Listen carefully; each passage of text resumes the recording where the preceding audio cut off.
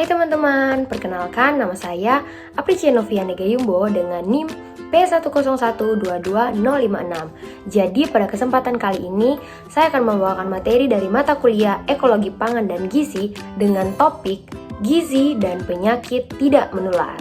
Oke teman-teman, sebelum kita lanjut lebih jauh lagi, kita harus tahu nih bahwa pola makan itu merupakan aspek yang berkaitan erat dengan keadaan gizi dan kesehatan masyarakat tentunya.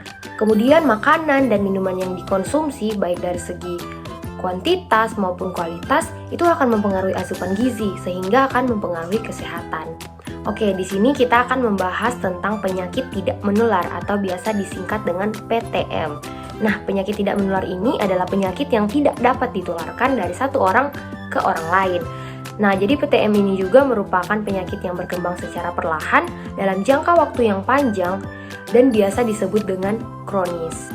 Oke teman-teman, sekarang kita masuk pada contoh penyakit tidak menular. Nah, di sini ada beberapa contoh penyakit tidak menular. Yang pertama adalah penyakit kardiovaskular.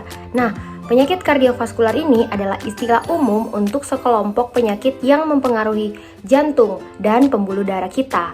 Itu seperti penyakit jantung koroner, kemudian stroke, dan juga penyakit arteri parvier. Terus ada kanker dari semua jenis kanker. Kemudian ada penyakit pernapasan kronis seperti penyakit paru obstruktif kronis atau yang disingkat dengan PPOK. Kemudian ada asma. Dan yang berikutnya ada diabetes mellitus, terus penyakit ginjal kronis, osteoporosis, dan penyakit Alzheimer serta penyakit demensia lainnya. Oke teman-teman, sekarang kita lanjut pada faktor-faktor penyebab penyakit.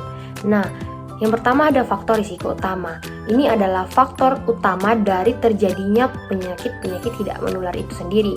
Yang pertama ada kebiasaan merokok. Kita tahu bersama bahwa kebiasaan merokok merupakan hal yang tidak baik bagi kesehatan kita karena rokok menjadi penyumbang banyak penyakit-penyakit, menjadi penyebab dari berbagai macam penyakit, apalagi dari penyakit tidak menular itu sendiri.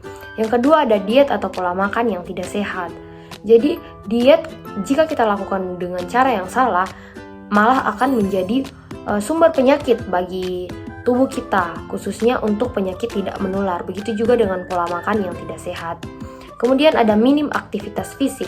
Jadi ketika tubuh kita jarang untuk beraktivitas, jarang untuk melakukan olahraga dan jarang mengeluarkan keringat, itu juga akan menimbulkan berbagai macam jenis penyakit tidak menular.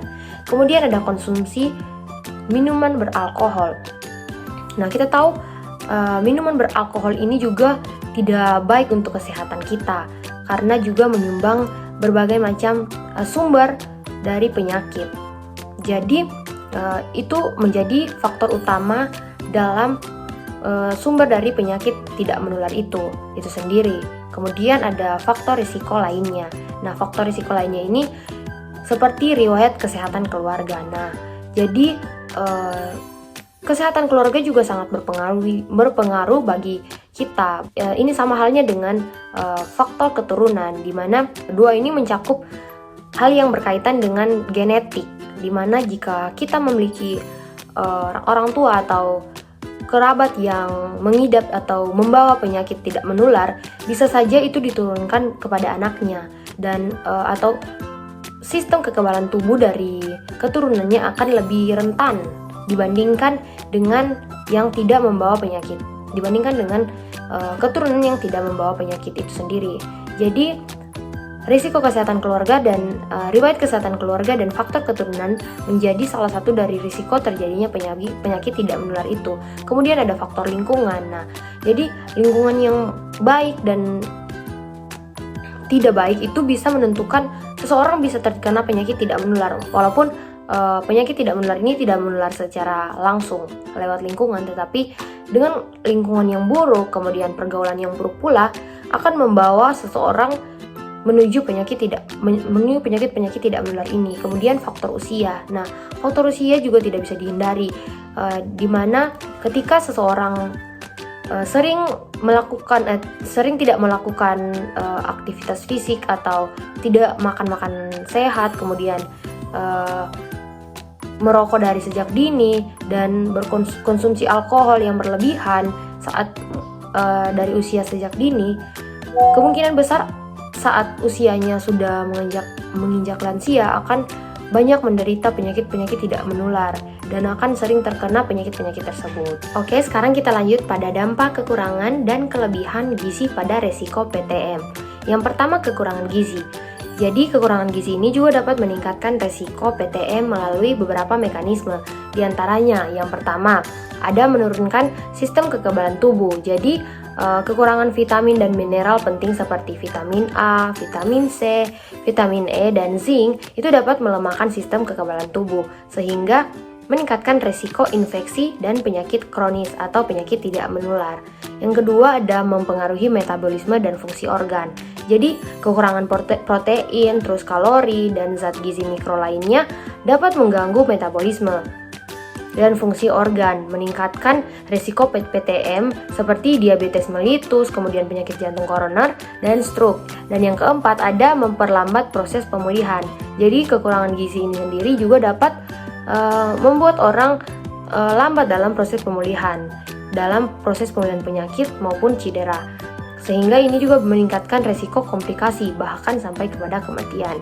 Kemudian ada kelebihan dari gizi. Jadi bukan hanya kekurangan gizi yang menyebabkan penyakit tidak menular, tapi kelebihan gizi juga dapat meningkatkan resiko orang terkena penyakit tidak menular. Ini melalui mekanisme diantaranya. Yang pertama, ada meningkatkan peradangan. Jadi kelebihan kalori dan lemak jenuh dapat meningkatkan peradangan kronis. Ini merupakan faktor risiko utama penyakit tidak menular seperti diabetes mellitus, kemudian penyakit jantung koroner, dan kanker. Kemudian ada menyebabkan obesitas. Nah, kelebihan kalori ini juga dapat menyebabkan obesitas. Ini merupakan faktor risiko PTM seperti diabetes mellitus, penyakit jantung koroner, stroke, dan beberapa jenis kanker. Kemudian yang terakhir ada mempengaruhi metabolisme dan fungsi organ. Jadi kelebihan gizi ini juga seperti kelebihan kalori dan lemak jenuh ini dapat mengganggu metabolisme dan fungsi organ, meningkatkan risiko PTM seperti diabetes mellitus, penyakit jantung koroner, dan stroke. Jadi itu tadi beberapa dampak yang dapat disebabkan karena kekurangan ataupun kelebihan gizi.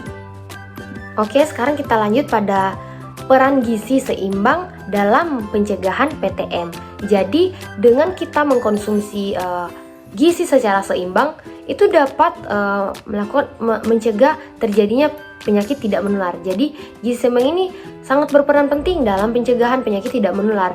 Jadi berikut ada beberapa peran utamanya. Yang pertama, bisa meningkatkan sistem kekebalan tubuh. Jadi gizi seperti konsumsi makanan kaya vitamin dan mineral seperti vitamin A, C, dan E, dan zinc itu bisa membantu memperkuat kekebalan tubuh. Kemudian sistem kekebalan tubuh yang kuat itu bisa membantu kita melawan infeksi penyakit kronis ini. Kemudian ada menjaga metabolisme dan fungsi organ. Jadi gizi seimbang ini bisa menjaga metabolisme dan fungsi organ dengan mengkonsumsi protein, kalori, dan zat gizi mikro yang optimal untuk menjaga metabolisme dan fungsi organ. Kemudian metabolisme dan fungsi organ ini yang optimal bisa membantu mencegah penyakit tidak menular seperti diabetes, kemudian penyakit jantung, dan stroke. Kemudian bisa mempercepat pemulihan dari penyakit. Nah, jadi gizi jika kita konsumsi dengan seimbang itu bisa membuat kita bisa mempercepat pemulihan dari penyakit. Jadi gizi seimbang ini bisa membantu mempercepat pemulihan dari penyakit dan juga cedera. Jadi pemulihan yang cepat bisa membantu mengurangi risiko komplikasi, bahkan kematian. Kemudian yang keempat ada menjaga berat badan ideal. Jadi dengan kita mengonsumsi gizi seimbang, itu dapat membantu kita mencapai dan menjaga berat badan ideal. Juga berat badan ideal ini dapat membantu mencegah penyakit tidak menular seperti diabetes, penyakit jantung, dan kanker. Kemudian yang kelima ada mengendalikan faktor risiko PTM.